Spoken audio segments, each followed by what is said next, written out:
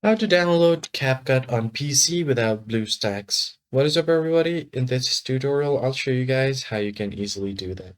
So usually if you want to download Android apps, you would use BlueStack as your Android emulator and download the application via BlueStacks. But you don't actually need to do that for Capcut. What you need to do is there are actually two methods. So the first thing you can do is you can directly find it on your Microsoft Store. Go ahead and search for Store and open it up.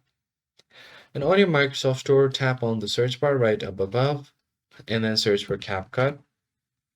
Hit enter and it will directly show you the application. So you can click on it and then get the application from here. As you can see, I already have it installed on my device, but you can directly install it from here.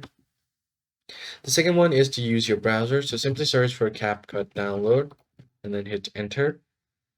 Once you do that, you'll find the capcut.com. Go ahead and open it up.